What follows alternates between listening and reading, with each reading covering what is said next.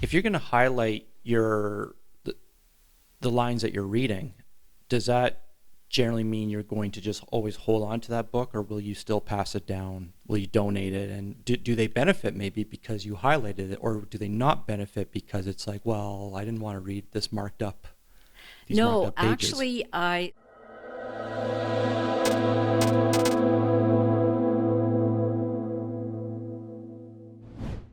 Physical books and e-readers, they both have their advantages and disadvantages. Maybe it depends what your situation is. I think I know the answer to this one, what you prefer, but what do you prefer?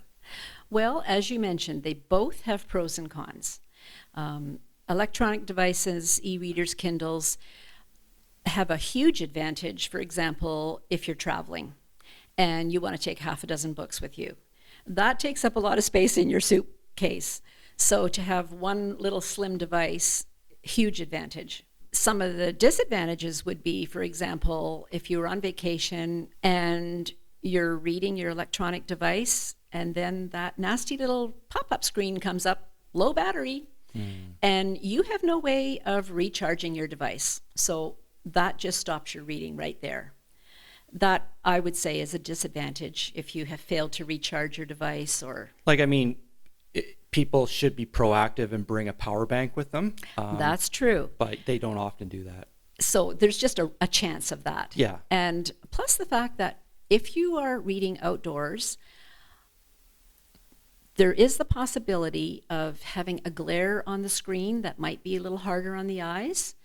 But I have to say, I have had limited exposure with e-readers, and being more a traditional person, I do prefer physical books, which I'm sure is what you guessed. Yeah. So I have to say I love physical books because they appeal to my senses. I love the feel of books. I love the look of books. And I'll just go into that a little bit. So especially a hardcover book, I'm often attracted to them just even starting from the photograph on the cover. Sometimes they are so beautiful that I like to display them in my home, on my coffee table. And that goes into another thought of, I find them to be almost essential in home decor, which is another passion of mine. I find I like to have books in almost every room of the home. They are just wonderful to create warmth and comfort and character in a home. They reflect the interest and personality of the homeowner. So I do like to display physical books just about anywhere because I love the look of them. Yeah, I noticed people, like, it's almost becoming a trend again. It's almost like physical books are kind of making a comeback in terms of the decorative side of things. Like, people want to actually have them as a decorative piece. Speaking of the decorative aspect of books, if you think back to medieval times, my goodness, books were works of art. They were done with beautiful calligraphy, and usually the first initial on each page was a highly embellished work of art. Just wonderful. Obviously, our books are not like that today, but they still do look beautiful, depending on the cover, depending on, for example, home decor books. I love the photographs in them. I find them much clearer to read and see than I would the same picture on an electronic device. Okay, so you definitely prefer physical books over ebooks. Yeah. Yes. So now with the physical books, you have hardcover and softcover. Do you have a preference? Does it matter? Well, okay, that's a very good question. I like both of them for similar reasons. I prefer hardcover if I'm going to use them more to display on a bookshelf. What I like about the feel of both books is, all right, this is what I go through when I look at a book. I open the front cover, I like to check out the copyright, when it was published. Then I go to the back cover and I like to read a little bit about the author. I go back to the front and I look at the index and I like to read the titles of the chapters to get an overview of what the book is all about. These are the things I enjoy about a physical book. Now, speaking of a soft cover book, I do enjoy them for one big reason. As I mentioned before, I like to have a marker or pen in my hand at all times when I'm reading.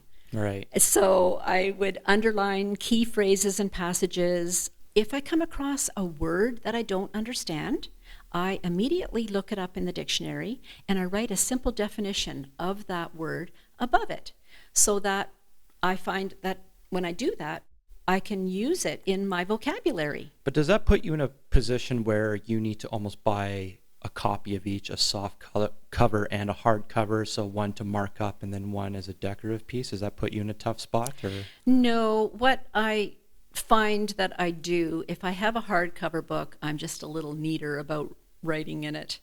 oh, okay. So I still will, You'll do it with a pencil. or I will actually use a highlighter, but it will be neat. Oh, okay. And so I don't find that I'm damaging it too much. And it's more for my advantage when I do that, so that when I review the book or if I take it off the shelf again and look at it, I like these key phrases and words to pop out at me. If you're going to highlight the lines that you're reading, does that generally mean you're going to just always hold on to that book, or will you still pass it down? Will you donate it? And do they benefit maybe because you highlighted it, or do they not benefit because it's like, well, I didn't want to read this marked up? No, actually, I love sharing a highlighted book with a friend or if I'm going to pass it on, because I feel that sometimes it helps another reader to see what was important to another person. And maybe they agree, maybe they don't, but it actually puts a little bit of history in that book if there's more than one person reading it. But I do find that a lot of my hardcover books I like to keep. I do cherish my books. Mm. So you basically, if there's any way possible, you're always going to go with a physical book unless just for traveling purposes. Exactly. And another point about highlighting books is sometimes if you want to share a book with somebody else and they're not a reader, I find that this helps to give a condensed version of that book to somebody else if you just can read through the highlighted or underlined passages. So I do often do that. If I want to share the information of a whole book, I just read out some of the highlighted phrases, and that is a great way to share literature with somebody who doesn't enjoy reading as much, but you have important things that you want to share with them.